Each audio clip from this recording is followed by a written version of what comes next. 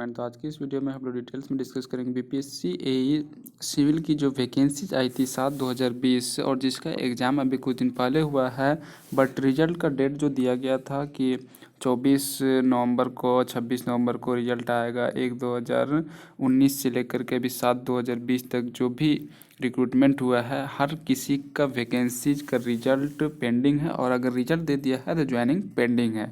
तो आज हम लोग डिटेल्स में डिस्कस करेंगे बीपीएससी एई सिविल 7/2020 का जो 192 सीट था urban development and housing department, उसका एग्जैक्ट कट ऑफ एनालिसिस क्या होने वाला है, एक्सपेक्टेड कट ऑफ एनालिसिस। तो मैंने अभी तक जितना भी कट ऑफ एनालिसिस किया है उसमें से कट ऑफ मैंने स्टूडेंट का फीडबैक लिया, इसके बाद उन लोगों से पूछा तो उन लोगों ने बताया कि जितना मैंने बतलाया था लास्ट टाइम 1/2019 का 3/2020 का, तो कट ऑफ उतना ही गया है अभी तक में।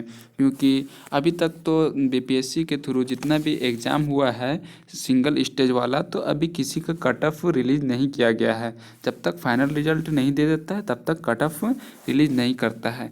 तो मैंने बहुत सारे स्टूडेंट जो कि हमारे चैनल पे हैं और हमारे कांटेक्ट में हैं, उन लोगों से पूछा तो उन लोगों ने मैंने जो कट ऑफ बतलाया था, एनालिसिस किया था लास्ट टाइम 1/2019 का एंड 3/2020 का, तो जो कैटेगरी वाइज कट ऑफ था तो उन लोगों ने भी बतलाया कि हमारा स्कोर इतना हो रहा और हम सिलेक्टेड हैं।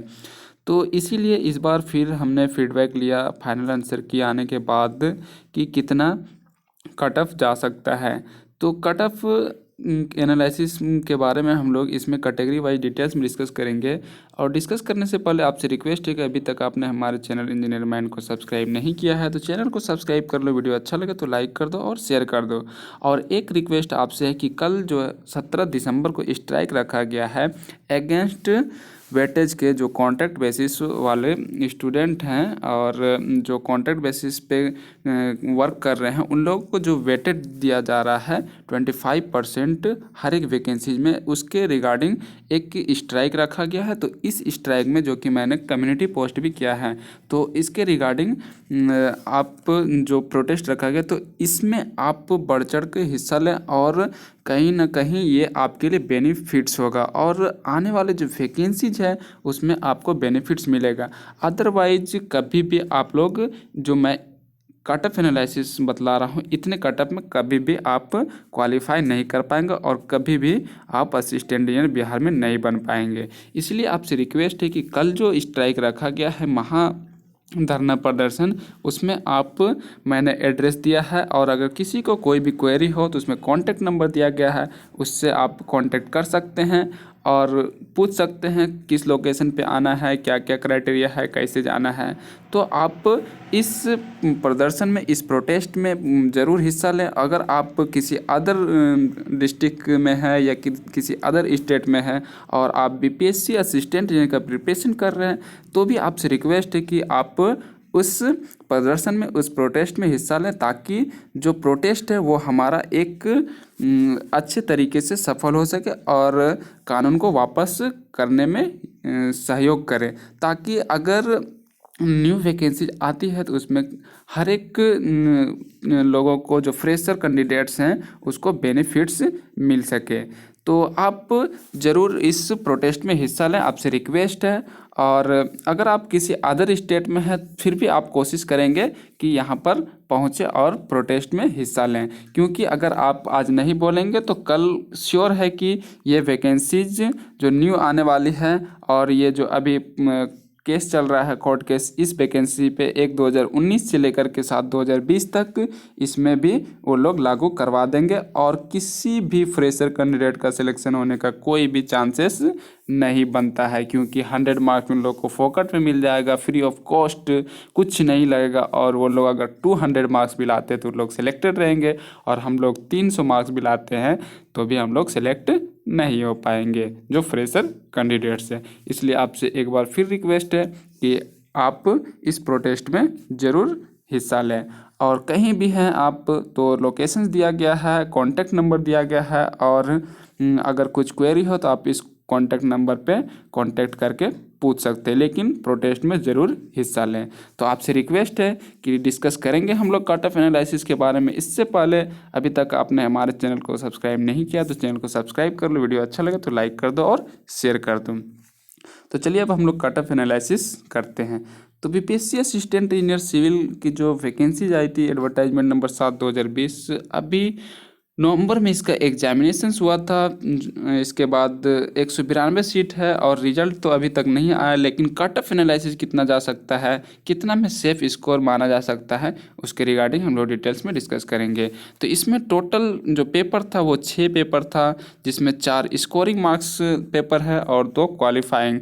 तो क्वालिफाइंग पेपर में क्वालिफाई करना कंपलसरी है, 30% मार्क्स लाना। तो इंग्लिश था 100 मार्क्स का, जिसमें 50 क्वेश्चन था। हिंदी भी था 100 मार्क्स का, जिसमें भी 50 क्वेश्चन था। इसमें ओनली क्वालिफाइंग करना है, मीन्स 30 मार्क्स आपको लाना है। अगर इन दोनों पेपर में आपका 30 मार्क्स से कम आता है तो आप अगर इधर बहुत अच्छा मार्क्स भी लाते हैं फिर भी आपका पेपर चेक नहीं होगा, और अगर आप कट ऑफ क्रॉस भी कर जाते इधर के मार्क्स से फिर भी आप सेलेक्टेड नहीं होंगे। तो इंग्लिश और हिंदी सिर्फ क्वालिफाइंग नेचर का था। और स्कोरिंग पेपर की बात करें तो स्कोरिंग पेपर में general studies, general engineering branch paper 1, branch paper 2, जो कि civil engineering paper 1 and civil engineering paper 2 था, general studies and general engineering. तो जनरल इंजीनियरिंग और जनरल स्टडीज ब्रांच पेपर 1, 2 जो है वो भी 100 मार्क्स का था।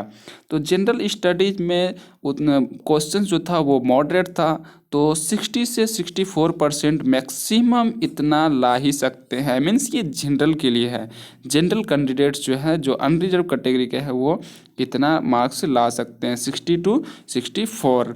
अगर उन लोग का इतना मार्क्स आ रहा है 60 to 64 तो वो सेफ स्कोर में है, अगर जनरल स्टडीज में इतना वो ला रहे हैं तो। इसके बाद जनरल इंजीनियरिंग की बात करें हम लोग तो 100 मार्क्स ये भी था, जिसमें से 68 से 72 मार्क्स आ रहा है। ये पेपर थोड़ा टफ था जनरल इंजीनियरिंग का, मैंने भी देखा तो जनरल इंजीनियरिंग का पेपर थोड़ा टफ था। थोड़ा क्या, बहुत टफ था। सबसे ज़्यादा टफ जनरल इंजीनियरिंग का ही पेपर था, क्योंकि केमिस्ट्री का क्वेश्चंस बहुत ज़्यादा इसमें दिया गया था जनरल इंजीनियरिंग का पेपर में। तो इसके बाद हम लोग बात करते हैं, तो इसमें अगर ये जनरल कैटेगरी के लिए जो मैं मार्क्स इंक्लूड कर रहा हूँ, ये जनरल कैटेगरी के लिए 68 से 72 मार्क्स अगर लाते हैं तो आपका सेफ स्कोर में माना जाएगा जनरल इंजीनियरिंग में। इसके बाद हम लोग बात करते हैं ब्रांच पेपर 1। तो ब्रांच पेपर 1 में अगर 100 मार्क्स का पेपर है ये भी, तो ब्रांच पेपर 1 में अगर आप 72 से 76 लाते हैं तो आप का सेफ स्कोर जोन में माना जाए, क्योंकि ब्रांच पेपर जो था वो थोड़ा इजी था पेपर 1। इसके बाद ब्रांच पेपर 2 की बात करें तो ये भी पेपर इजी था, ये भी 100 मार्क्स का था। तो इसमें भी आप 64 से 68 तक मार्क्स स्कोर कर रहे हैं तो आप सेफ स्कोर में हैं। और ये जो मार्क्स है ये जनरल कैटेगरी के लिए है, मीन्स अनरिजर्व कैटेगरी में जो है वो अगर इतना मार्क्स ला रहे हैं तो उन लोगों का सिलेक्शन कन्फर्म है। अब हम लोग एक्सपेक्टेड कटअप जो है वो हम लोग डिस्कस करते हैं कैटेगरी वाइज क्या रहने वाला है। तो जनरल कैटेगरी की बात करें तो जनरल कैटेगरी में 264 264 से 280 के बीच में रहने वाला, अगर इतना मार्क्स आपका आ रहा है तो वो सेफ स्कोर में माना जाएगा।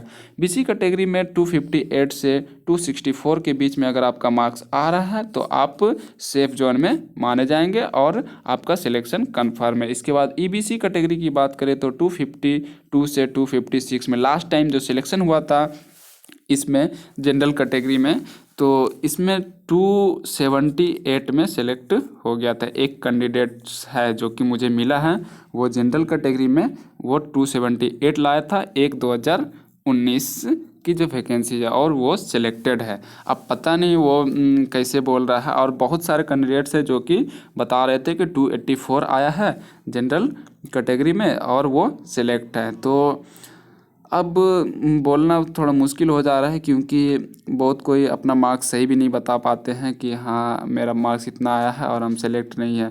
बहुत कोई बोलता है हम 280 लाए फिर भी सिलेक्ट नहीं है, बहुत कोई बोलता है हम 278 ही लाए हैं और हमारा सिलेक्शन हो गया। तो कहीं ना कहीं कैलकुलेशन में हो सकता है मिस्टेक है, तो इसी वजह से उन लोग सही से मीन्स अपना कंक्लूजन नहीं कर पा रहे हैं कि हमारा मार्क्स कितना आया है।